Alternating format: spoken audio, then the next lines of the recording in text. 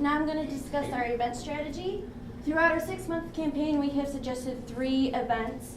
Our first one is a yearly climate change meeting, which is directed towards the primary target audience. It is a recreation of the September 2010 meeting back in Corora at the Palau Hotel. We have invitations that will be sent via our direct mail.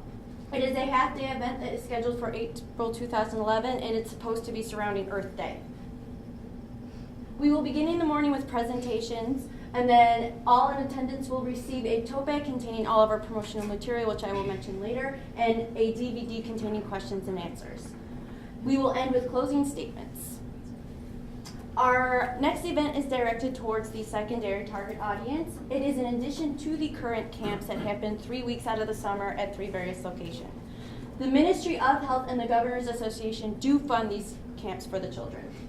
We have a half day of team building exercises, fun informational sessions, and games will be conducted throughout our half day.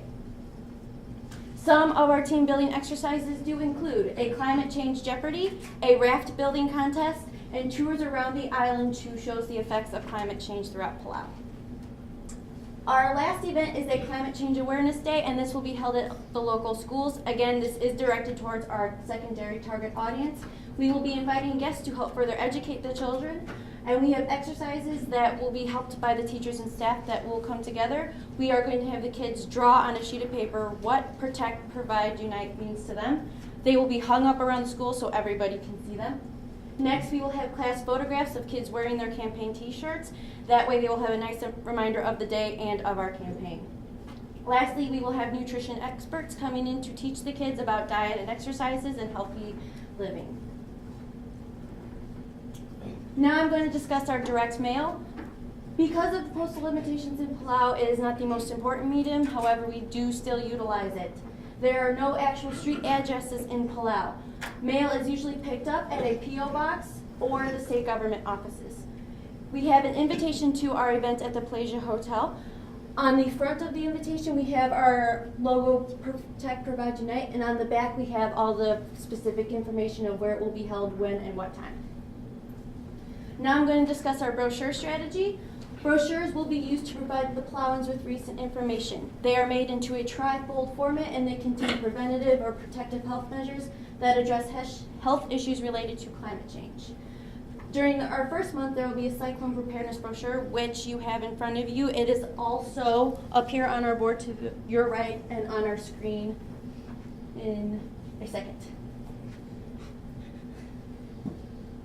Brochure, we have more brochures going to be suggested to be made. They are going to be preparedness measures for vector-borne infections, diet and diabetes, sea level rise, crop damage, and extreme heat. Now I'm going to discuss our promotional materials. We have 7 promotional materials altogether. Our first one is t-shirts. We will suggest that 20,000 be printed. They are the color of the Palauan flag, light blue, and they have Protect, Provide, Unite as our logo on the front. And on the back, they have a expansion of Protect, Provide, Unite as my classmates are wearing. Our next 6 promotional items are suggested to have 1,000 of each. We have tote bags, reusable water bottles, a bandana and fly swatters, a baseball cap, and sweatbands. All of these promotional items will have Protect, Provide, Unite on them as our logo.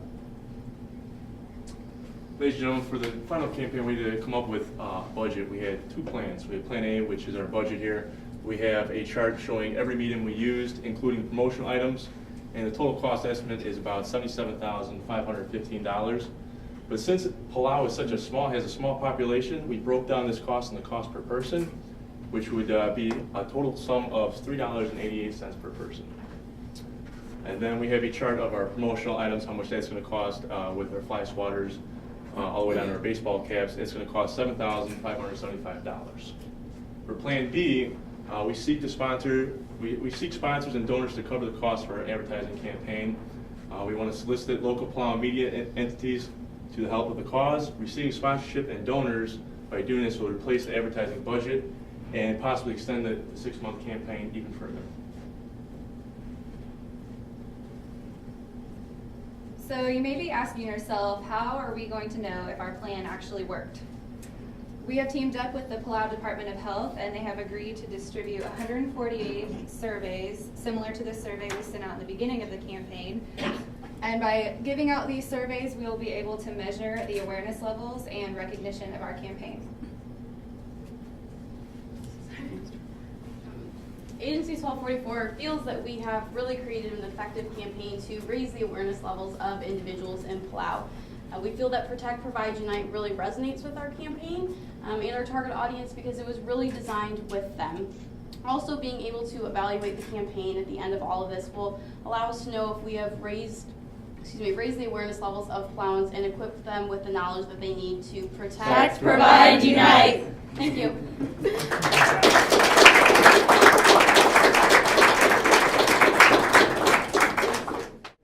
Any questions? I have one. You mentioned this, I believe was, when you were talking about messaging, it was top of mind awareness level.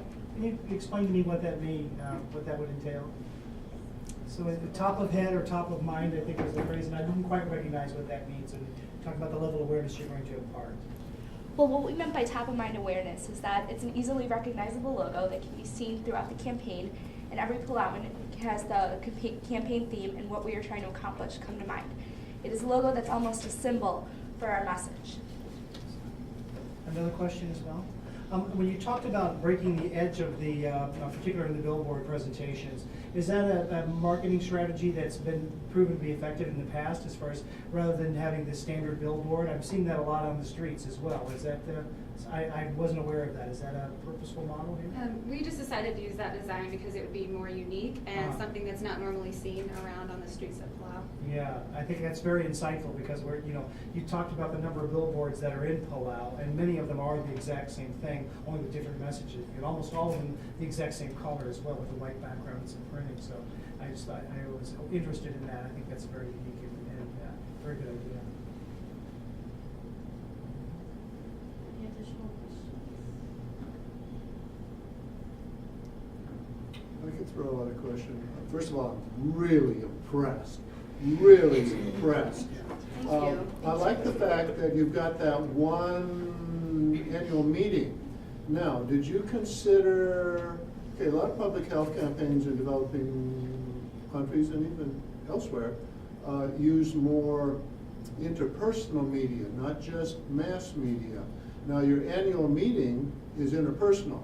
How about having selected opinion leaders? We know in persuasion campaigns that opinion leaders are very key.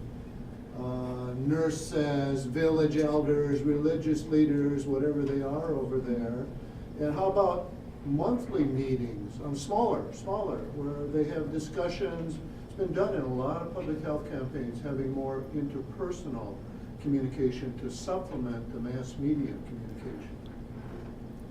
That's not something that we discussed, but it is a good idea to set up kind of a team of people to discuss these things. I know that the Ministry of Health does meet regularly to discuss these issues, but incorporating other individuals into the community would be effective as well to do every month, in addition to that one meeting annually. What kind of, you talk about plan A, plan B, media-wise. How would you get this for free? Is there anybody willing to support this type of campaign, pay for this? Well, actually, we touched base with, it's a website called Planet Logica. It's out of Los Angeles. We have a website created. It's our own webpage. It has pictures, a blog, a brief bio of what we're doing, and we just got to pretty much get in touch with him. And actually, he reached out and he saw our webpage. He really liked what he saw, and we're just hoping to, talk with him further about helping us out with the budget. This company also sponsors lots of artists and people that are looking to make changes in the world. And by submitting our ideas to them, they didn't agree, but they would agree that they would assist us in maybe funding the t-shirts and also some of our events. I had a question related to the cultural appropriateness of this. I think it's especially important if outsiders are coming in to do a program within this certain country, and I noticed obviously for the sake of us, we all speak and read English, and you said that that is a language in the country. However, I was just wondering if the programs are taking into account only English speaking, like they're primarily towards only those who speak English, or are they also going to be in the native language as well? And also, like, all the chance for that person, you know. Well, while we were there, actually, the meeting that was held was pretty much conducted in Palau. And they don't have, not every word that they have in their language actually translates to Palau. So we can kind of pick up on a few things. They don't actually have a Palau word for climate change, so they say that in English. But again, most of it was done in what was comfortable to them. So I think that's how all of those meetings would be conducted. And we did have translators. As Molly presented at the annual meeting that we attended at the Palasia Hotel, we actually had somebody translating for her as well. So there would be translators. The media would be translated into that language. Yes, okay. correct. And then somewhat similar, I know health literacy is a big problem even in this country. People aren't aware of health terms, and I noticed in your fact things, a lot of them had quite larger words that people might not be familiar with, encephalitis, for example. So how could you target your audience so that they understand that this is a serious condition without maybe using such large terms that, you know, most people, let alone Palauans, may not understand? Well, I think in our ads, we can change the wording, you know, however appropriate we feel. So if we have an ad or a poster in the hospital around just strictly doctors or something, we could have the larger scientific words. But you're right in saying that maybe our brochures or some of our other ads need to be broken down a little bit for. And also, when we were designing all of the media that would be going out to the general public, we kept in mind that fact, and we actually made sure that we kept the message as simple as possible. And actually, as our campaign progressed, our message got simpler and simpler. We started with a much more complicated message, and we tried to cater to that public. Great, thank you. So, as part of your research, did you figure out what are the literacy levels like, particularly among your target audience? Is everyone able to read and write? Actually, there's a 98% literacy rate in Palau. 80%? 98. 98%? Correct. So pretty much everyone who would see your campaign would be able to understand. That's very impressive. The other comment I had was, when you look at things such as healthy eating and not eating processed foods, it's almost a systemic problem, right? And you said your secondary audience was school students and 8 to 15-year-olds. You might think of incorporating a program within schools itself where they're constantly talked about this thing instead of a one-off campaign where they're exposed to media. Maybe it becomes part of the curriculum where they're taught, on a regular basis. On the whole, I was extremely impressed. Good job, guys. Thank you.